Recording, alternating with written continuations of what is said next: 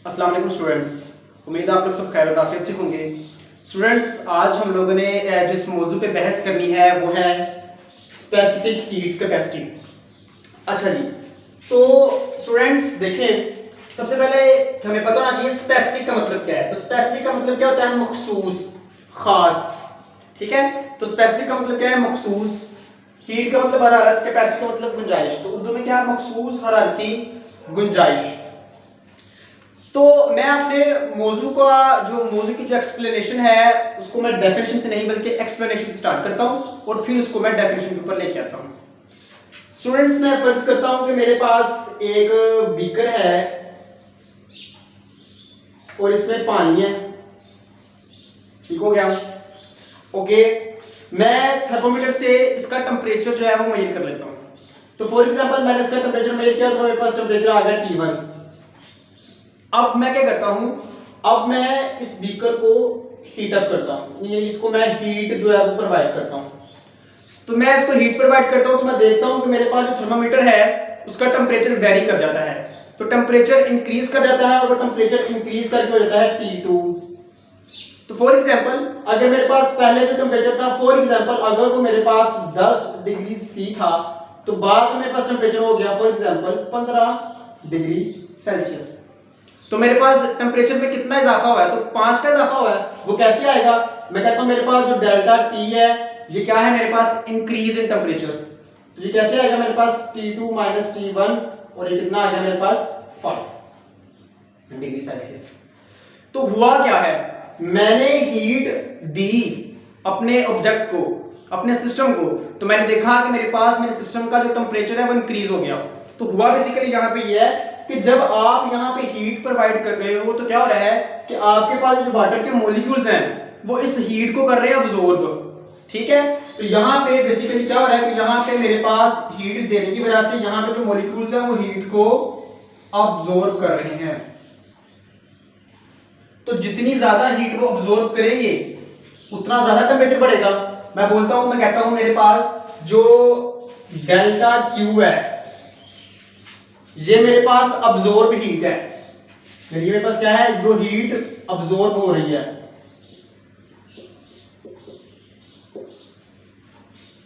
और ये जो डेल्टा टी है ये उस हीट के अब्जॉर्ब होने की वजह से क्या हो रहा है? जो टेम्परेचर में इजाफा हो रहा है। तो डेल्टा टी फॉर एग्जांपल अगर मेरे पास क्या है? Increase in temperature. तो ये मेरे पास इंक्रीज इन टेम्परेचर है। तो आप अगर देखें, अगर मेरे पास यहाँ पे जो वाटर के मॉलिक्यूल्स हैं अगर वो ज्यादा हीट अब्सॉर्ब करेंगे बच्चों तो आपके पास क्या होगा? आपके पास जो टेम्परेचर है उसमें इजाफा ज्यादा आएगा। अगर कम हीट अब्सॉर्ब होगी तो मेरे पास टेम्परेचर में जो इजाफा है वो क्या होगा?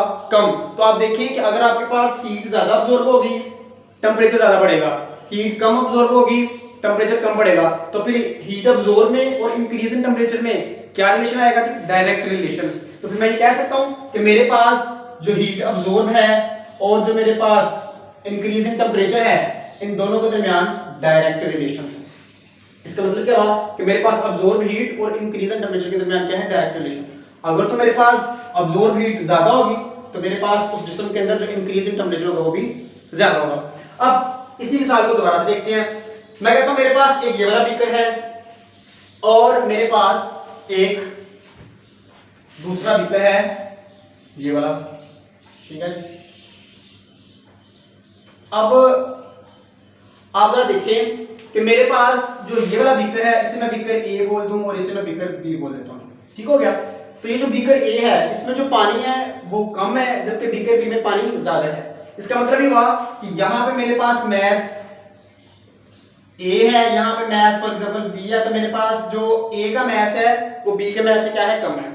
अब देखें, अब अगर मैं यहाँ पे टेम्परेचर में इजाफा चाहता हूँ तो मुझे क्या है कि यहाँ पे क्या होगा कि मैं हीट अप्लाई करूंगा तो कम हीट अब्सॉर्ब होने की वजह से मेरे पास टेम्परेचर में जल्दी इजाफा हो जाएगा। क्यों? क्योंकि मैस कम है। इसके बरक्स अगर यहाँ पे मैं देखूं तो मेरे पास क्या है कि मेरे पास यहाँ पे ज्यादा हीट चाहिए, यानी ज्यादा हीट अब्सॉर्ब होनी चाहिए ताकि मेरे पास जो है टेम्परेचर में इजाफा हो। क्यों? क्योंकि मैस यहाँ पे ज्यादा है। इसका मतलब ये हुआ कि मेरे पास अगर एक जिस्म का मैस कम होता है तो हीट अब्सॉर्ब जो होती है वो भी कम होती है, और अगर मेरे पास एक बॉडी का मैस ज्यादा होता है तो हीट अब्सॉर्ब क्या होती है? ज्यादा होती है। इसका मतलब ये हुआ फिर मेरे पास कि मेरे पास जो हीट अब्सॉर्ब है उसका मैस के साथ भी डायरेक्ट रिलेशन है। तो अब मैं क्या करता हूं, अब मैं दोनों इक्वेशंस को कंपेयर कर लेता हूं। तो कंपेयरिंग इक्वेशन, इससे मैं इक्वेशन नंबर 1, इससे मैं इक्वेशन नंबर 2। तो comparing equation 1 and equation number 2। तो मेरे पास क्या आएगा जी, so delta Q proportionality sign is delta T multiply by M. तो delta Q is directly proportional to delta T and delta Q is also directly proportional to mass M. यहां तक तो क्लियर हो गया होगा आपको इंशाल्लाह। अब हम लोग जब प्रोपोर्शनलिटी साइन खत्म करते हैं स्टूडेंट्स, तो क्या करते हैं, इक्वालिटी लगाते हैं और साथ किसी कांस्टेंट के साथ मल्टीप्लाई करवाते हैं। So delta Q is equals to, यहां पे जो कांस्टेंट यूज होगा वो एक खास कांस्टेंट ऐसे लिखते हैं सी, आगे क्या लिखेंगे, डेल्टा टी, साथ आ गया एम। ये जो सी है इसे बोलते हैं स्पेसिफिक हीट कांस्टेंट।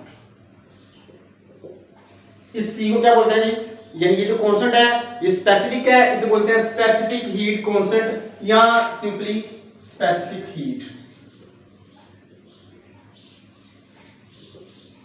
या सिंपली क्या है, स्पेसिफिक हीट। तो अगर मैं इसकी वैल्यू फाइंड करना चाहूँ, इसका फॉर्मूला निकालना चाहूँ, तो क्या आएगा, C इज इक्वल्स टू, ये डेल्टा क्यू इधर ही रहा, ये डेल्टा टी एम इस C के साथ मल्टीप्लाई हो रहे थे, इधर आके डिवाइड हो जाएंगे। So delta M delta T. तो मेरे पास स्पेसिफिक हीट का फार्मूला क्या आ गया, delta Q divided by M multiply by delta T. अब ये क्या बता रहा है, ये बता रहा है कि आपके पास 1 किलोग्राम जिस्म के अंदर 1 केल्विन टेम्परेचर को बढ़ाने के लिए जो हरारत की मिकदार हमें चाहिए होती है उसे बोलते हैं स्पेसिफिक हीट कांस्टेंट, या सिंपली स्पेसिफिक हीट। ठीक है, तो मेरे पास यहां पे फॉर एग्जांपल ये मेरे पास अगर मैस 1 केजी था और मैं चाहता हूं कि यहां पे मेरे पास इस 1 केजी मैस का टेम्परेचर है वो बढ़ जाए, और कितना बढ़े, 1 केल्विन तक बढ़े। तो यहां पे मैं क्या करता हूं, यहां पे मैं हीट क्या देता हूं, अप्लाई करता हूं। तो मेरे पास हरारत की वो मिकदार जो 1 केजी जिस्म के अंदर 1 केल्विन टेम्परेचर का चेंज लेके आ जाए, ठीक है, उस मिकदार को आप क्या बोलते हो जी, स्पेसिफिक हीट कैपेसिटी। तो डेफिनेशन आपके पास क्या आएगी जी, specific heat capacity of a substance, specific heat जो है मखसूस हरारत की गुंजाइश किसी भी शय की, is the amount of heat, वो हरारत की वो मिकदार है, रिक्वायर्ड जो हमें चाहिए होती है, टू रेज बढ़ाने के लिए the temperature of 1 kg of mass, 1 kilogram जिस्म के मैस, 1 किलोग्राम जिस्म को थ्रू 1 केल्विन, 1 केल्विन तक। तो आपके पास हरारत की वो मिकदार जो हमें 1 kg मैस का टेम्परेचर 1 केल्विन तक बढ़ाने के लिए चाहिए, तो उसे हम क्या बोलते हैं जी, स्पेसिफिक हीट कैपेसिटी या सिंपली स्पेसिफिक हीट। ओके, अच्छा अब ऐसा करते हैं, सबसे पहले मैं इसके यूनिट की बात कर लेता हूं। तो इसका यूनिट क्या होता है जी, वो देख लेते हैं। तो यूनिट बड़ा सिंपल है जी, यूनिट हमारे पास क्या होता है इसका, देखें मेरे पास स्पेसिफिक यूनिट क्या है, देखें डेल्टा क्यू, डेल्टा क्यू मेरे पास क्या है, हीट एनर्जी, ठीक है। तो हीट बेसिकली एनर्जी है जिसका यूनिट है joule divided by M, mass, तो मैस का यूनिट आ गया केजी, और ये जो डेल्टा टी है इसका यूनिट मेरे पास क्या आता है जी, टेम्परेचर का यूनिट केल्विन। तो मेरे पास क्या यूनिट आया, जूल पर केजी पर केल्विन। तो मेरे पास स्पेसिफिक हीट कैपेसिटी का या सिंपली स्पेसिफिक हीट का यूनिट होता है जूल पर केजी पर केल्विन। अब याद रखें जी, आपके पास एक टेबल गिवन है, टॉपिक के साथ आप लोगों ने उसको देख लेना है। ओके, अब जो आपने वैल्यूज याद रखी है, याद रखें कि आपके पास जो वाटर होता है, वाटर, इसकी जो स्पेसिफिक हीट है वो है 4200 जूल पर केजी पर केल्विन। ठीक हो गया, ओके। और मेरे पास जो ड्राई सोइल है, खुश्क मिट्टी, इसकी स्पेसिफिक हीट है 810 जूल पर केजी पर केल्विन। ठीक हो गया। अब हम कुछ इंटरेस्टिंग इंफॉर्मेशन जो है आपके साथ शेयर करते हैं। ओके जी, अब मैं क्या करता हूँ, मैं इसको रेज करता हूँ, अब कुछ इंटरेस्टिंग जो है वो पढ़ते हैं। ओके जी, तो अब मैं बात करता हूं importance of specific heat of water. आपके पास जो टेबल गिवन है आपके टॉपिक के साथ, आप जब देखेंगे तो आप देखेंगे कि आपके पास जो पानी की स्पेसिफिक हीट है वो सबसे ज्यादा है। अब सिंपल कॉन्सेप्ट है स्पेसिफिक हीट का।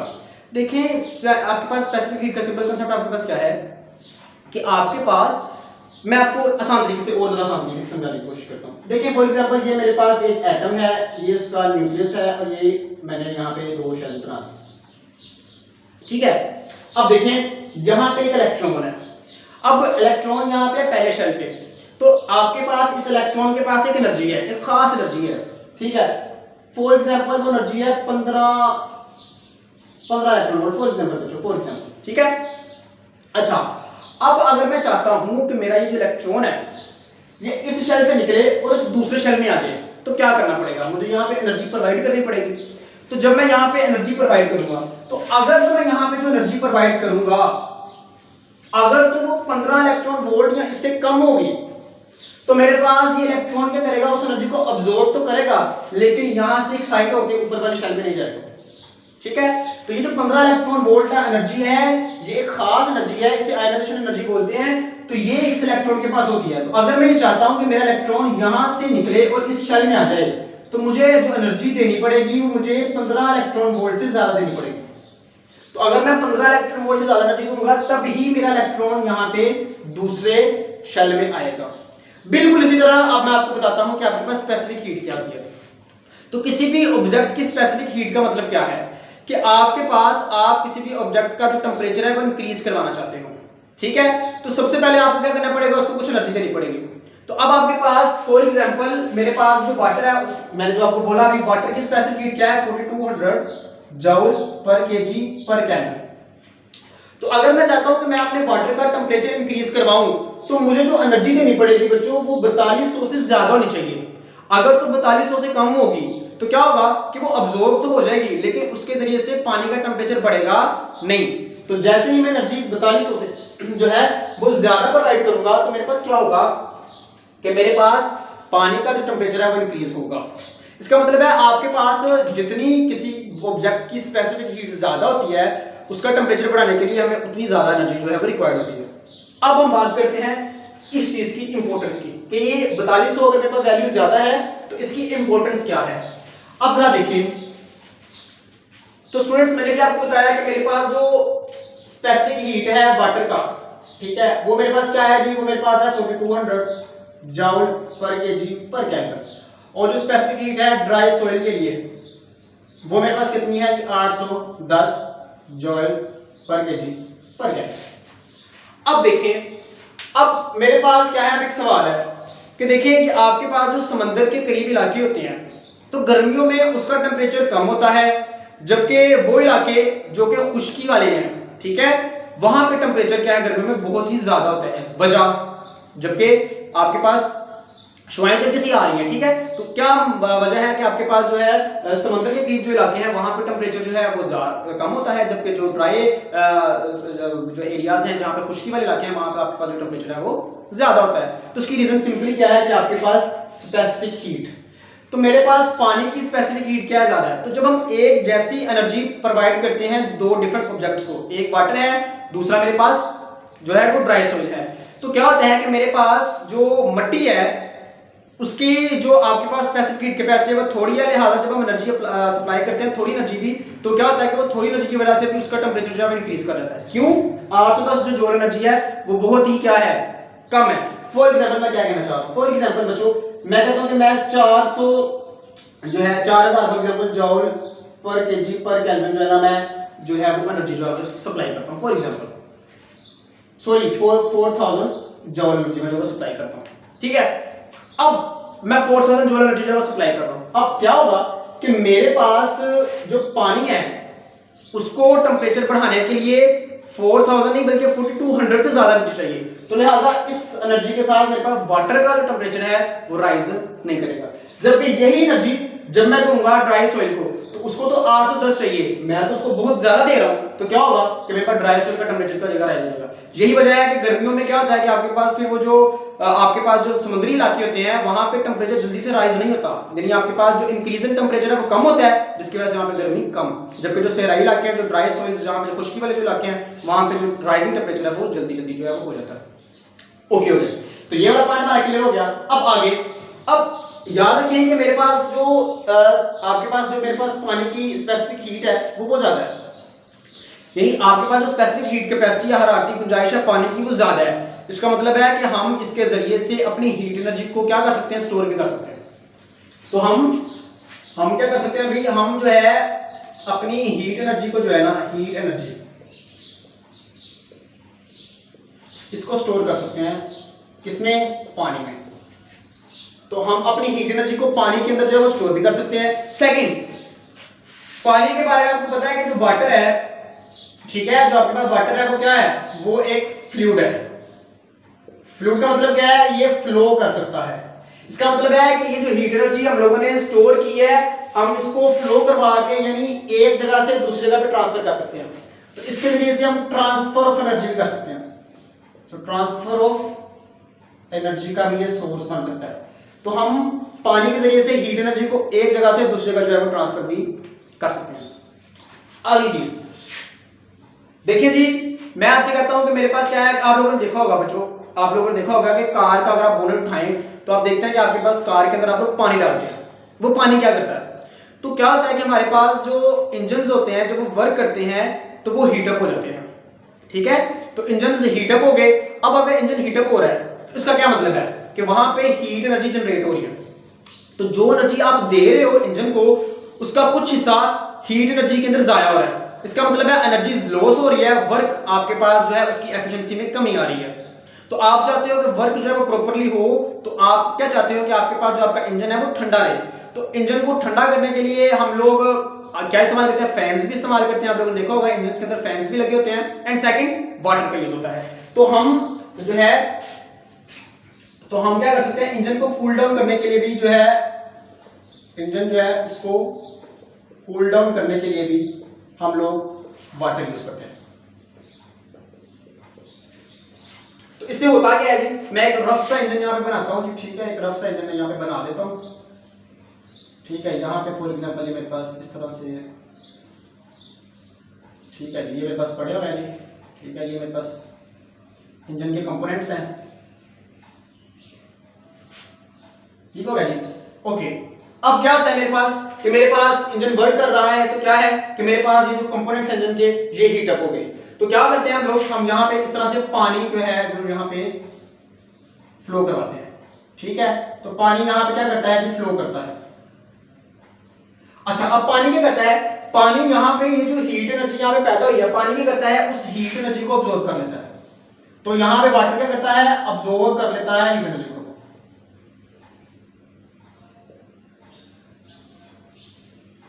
तो पानी यहाँ पे हीट एनर्जी कर देता है अब्सॉर्ब। अब जब पानी ने यहाँ पे हीट एनर्जी अब्सॉर्ब कर ली तो ये क्या हो गए, ठंडे हो गए। और क्या करते हैं, ये जो हीट एनर्जी अब्सॉर्ब होती है हम रेडिएटर की तरफ भेज देते हैं और वहां से इसका इखराज हो जाता है और इसको हम दूसरे कामों में यूज कर लेते हैं, ठीक हो गया। तो इंजन को कूल डाउन करने के लिए भी हम लोग क्या यूज करते हैं, हमारे पास जो है वो वाटर यूज करते हैं। लास्ट, सेंट्रल हीटिंग सिस्टम के अंदर भी हम लोग इसको यूज करते हैं। तो सेंट्रल हीटिंग सिस्टम के अंदर भी वाटर का जो है वो यूज है। क्यों यूज है, क्योंकि उसकी स्पेसिफिक हीट कैपेसिटी जो बहुत ज्यादा है। तो सेंट्रल हीटिंग सिस्टम के अंदर भी हम लोग इसको यूज करते हैं। तो सेंट्रल हीटिंग सिस्टम, तो जो सेंट्रल हीटिंग सिस्टम क्या होता है, देखिए यहाँ पे आपके पास एक बॉयलर लगा होता है, ठीक है, यहाँ पे आपके पास एक बॉयलर लगा होता है और इधर आपके पास रेडिएटर है,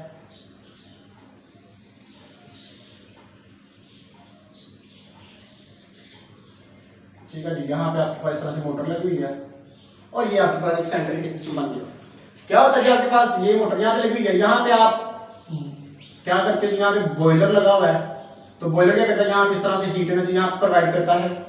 यहाँ पे मौजूद पानी जो होता है उस हीट एनर्जी को अब्सॉर्ब करता है। तो मेरे पास यहाँ पे जो वाटर होता है वो क्या करता है, वो हीट एनर्जी को अब्सॉर्ब कर लेता है, अब्सॉर्ब हीट एनर्जी। अच्छा जी, अब पानी आप ये हीट एनर्जी को ऑब्जॉर्व करते हुए क्या करते हैं कि हम इस पानी को पाइपों के जरिए पे चला देते हैं यहाँ पे। ये क्या है मेरे पास रेडिएटर, ठीक हो गया जी। तो पानी को हम पहुंचा देते हैं इस रेडिएटर की तरफ। अब ये जो रेडिएटर्स होते हैं बच्चों, ये हमारे पास घरों के अंदर स्पेसिफिक प्लेसेस के अंदर लगे हुए हैं जहाँ पे हम लोगों ने इसको यूज करना होता है, तो हम वहां से इस हीट एनर्जी को यूटिलाइज जो है वो कर लेते हैं। तो ये आपका टॉपिक था, उम्मीद आप लोगों को समझ आ गई होगी।